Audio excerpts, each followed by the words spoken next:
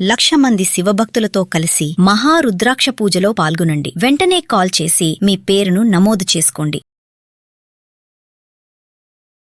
నమస్తే రమగారు. నమస్తే జయ. రమగారు, చందమామ కథలు ఏదైనా ఒక కథ చెప్పండి. పూర్వం ఒక ఊళ్ళో వీరభద్రం అని ఒక ఆయన ఉండేవాడు. అయితే ఒకనాడు ఆయన బండెక్కి ఎక్కడికో ప్రయాణమై వెళ్ళాడు. తిరిగి తమ ఊరు వచ్చేటప్పుడు మధ్యదారిలో ఒక ఆయన వీళ్ళకి కనపడ్డాడు.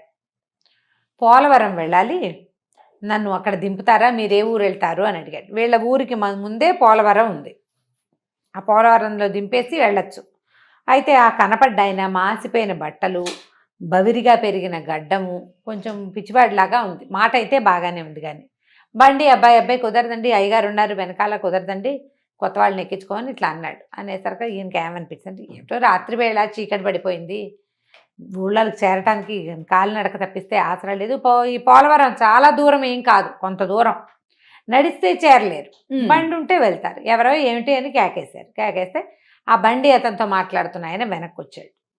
అయితే పోలవరం మా ఊరండి, చాన్నాళ్ళ తర్వాత వస్తున్నాను, నడిచే సత్తా లేదు, మరి మీరు ఆ దారిలో వెళ్తే దింపుతారేమో అని అడిగానంటే, సరే ఎక్కండి బండిలో, కానీ దాంతో పాటు వెనకాల బండిలో ఎక్కించుకున్నాడు.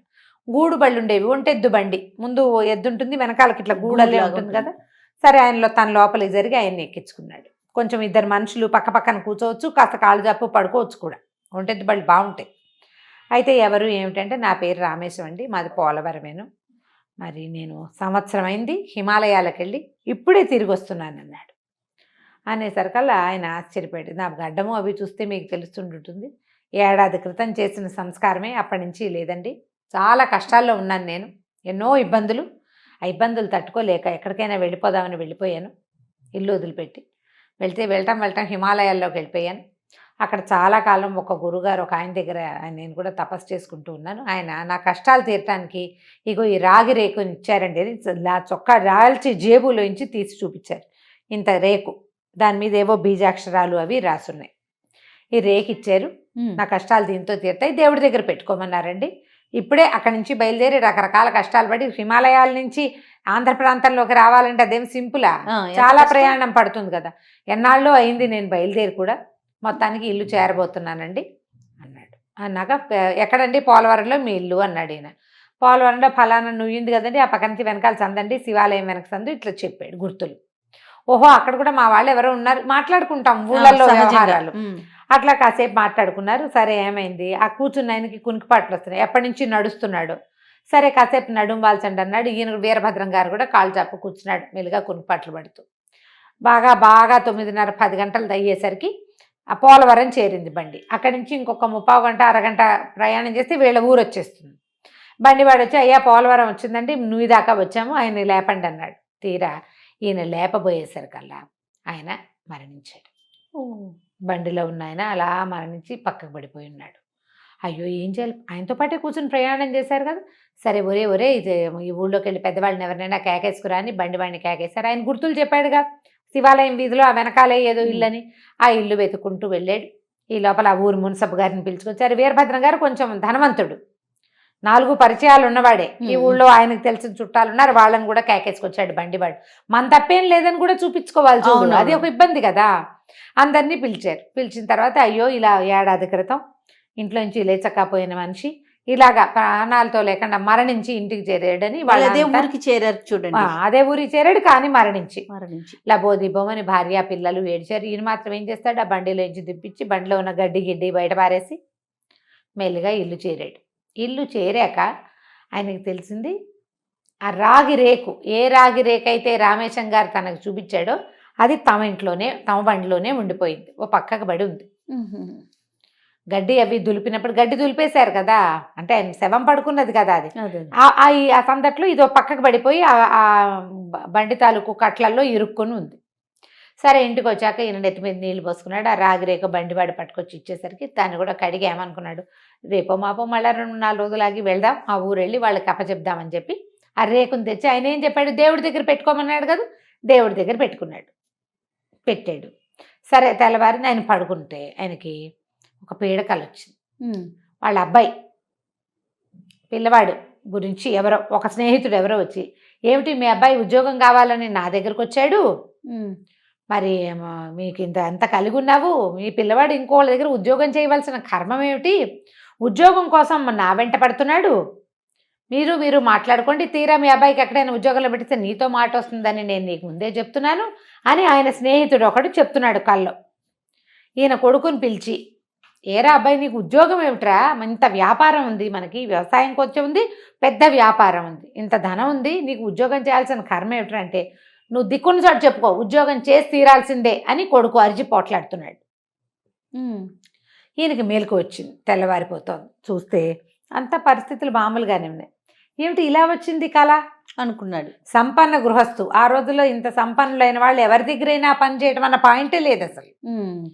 ఇలాంటి కళ వచ్చింది అని అనిపించింది.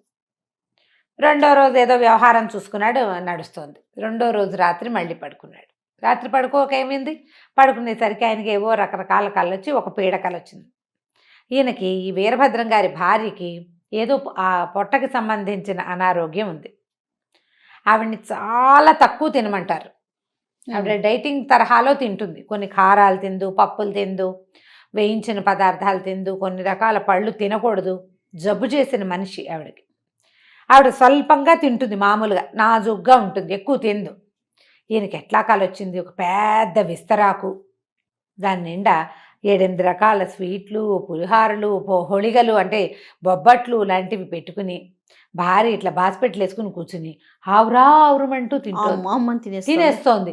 ఏమిటే ఈ తిండి, వైద్యుడు నిన్ను తినద్దన్నాడు కాదటే అని కేకలేశారు. తింటే చస్తామని చెప్పాడు అని అరిచాడు నిద్రలోనే. అరిస్తే భార్య ఏం చెప్తుంది ఆయనకి కల్లో, అవన్నీ తినకుండా ఎలా బతుకుంటాం, పోతే పోతాం, తిండి తిని తీరాల్సిందే, తినకుండా కుదరదు, నువ్వు ఏం చేసినా సరే నేను తిండి మాను, ఒక పూటే తినాలి, అరపూటే తినాలంటే ఎవడు తింటాడు, నేను ఇలాగే తింటా. ఈయనకి అదురు పుట్టింది. ఏంటి పీడకల ఇది, పైగా భోజనాలు తిళ్ళు అవి కనపడకూడదు, జబ్బు ఇది, పెళ్ళానికి ఇంకా జబ్బు చేస్తుందా, ఇదేం కాలు వచ్చింది అనుకున్నాడు. పొద్దున్న లేస్తే అంత మామూలుగానే, ఆవిడ ఇట్లాగే పిట్టలాగా ఇంతంతే తింటోంది, మామూలుగానే. మూడో రోజు రాత్రి ఇంకో కాలు వచ్చింది ఆయనకి. ఆయనకు ఒక కూతురు, ఆ పిల్ల చప్పట్లు చరుస్తూ వచ్చి, నాన్న నేను ఎదురింటి అబ్బాయిని పెళ్లి చేసుకుంటాను అంతే, నాకు వేరే సంబంధాలు చూడద్దంటుంది. ఎదురింటి వాడిని చేసుకోవటం ఏమిటే, వాడికి ఏదో పేరు లేని జబ్బు వచ్చింది, రేపు ఎల్లుండో చచ్చిపోయేలాగా ఉన్నాడు అంటే, చచ్చిపోయినా సరే నేను వాడినే పెళ్లి చేసుకుంటానంటుంది పిల్ల. ఎదురింటి వాడిని పెళ్లి చేసుకుని తీరుతానంటుంది. ఆ ఎదురింట్లో ఉన్న పిల్లవాడు ఒక 25 ఏళ్ళు ఉన్నాయి, వాడు ఏదో తీరని వ్యాధితోటి తీసుకుంటున్నాడు, మంచాన పడిపోయాడు.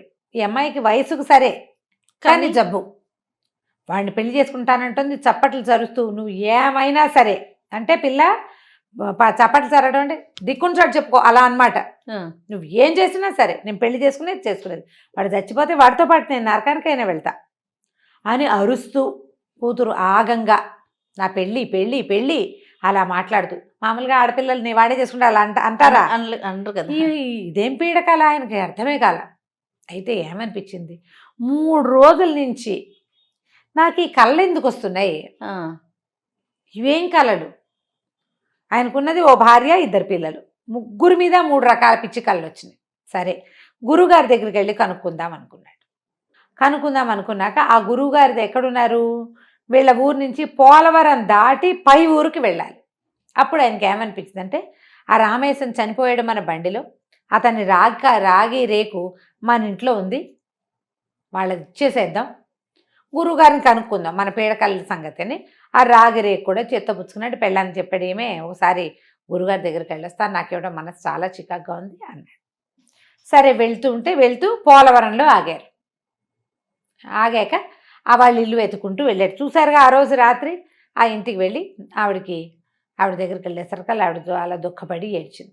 బాబు మా కష్టాలు ఏం చెప్పమన్నావు, నాకు పుట్టెడు జబ్బు, తింటే చచ్చిపోతాను నాయన, నేను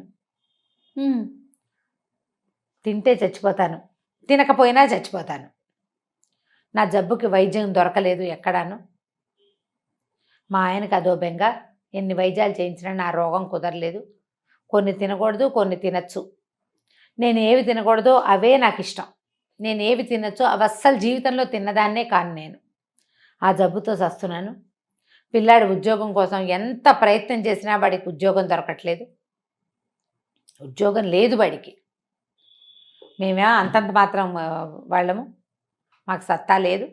పిల్లాడికేమో ఉద్యోగం రాలేదు, మా ఆయనకు అదో పిచ్చి బెంగ, చదువు అయిపోయింది ఉద్యోగం రాలేదని. పిల్లకేమో ఎదురింటి వాళ్ళ సంబంధం కుదుర్చుకుందామని ఉంది మాకు. ఏమైనా సరే ఆ పిల్లాడు అందంగా లేడని మా పిల్ల చేసుకోనంటోంది. ఈ పిల్ల మాట విందు, ఆ పిల్లాడు సెటిల్ అవ్వాల, నాకేమో తీరని జబ్బు, వీటితో విసిగిపోయి మా ఆయన వీటికి ఏదో పరిష్కారం తీసుకొస్తానని వెళ్ళిపోయి చచ్చి మీ చేతిలో చచ్చి మా ఇంటికి వచ్చాడండి అని ఏడ్చింది. ఏడ్చేసాక నేను వెంటనే స్టేకింది. ఈ 3 విషయాలే కాదు నాకు కలొచ్చింది. భార్యకేమో జబ్బు, తిండి తినకూడదు, తినేసింది. కరెక్టే.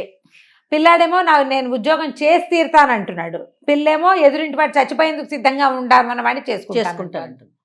సరే వెంటనే నేనేమన్నాడంటే, అమ్మ రామేశం గారు మేము బండిలో వచ్చేటప్పుడు నా చేతికి ఒక రాగిరేకు చూపించాడమ్మా నాకు. నా చేతికి ఇవాళ ఆయన దగ్గరే ఉంది, పడుకున్నప్పుడు పక్కన పెట్టుకున్నట్టున్నాడు.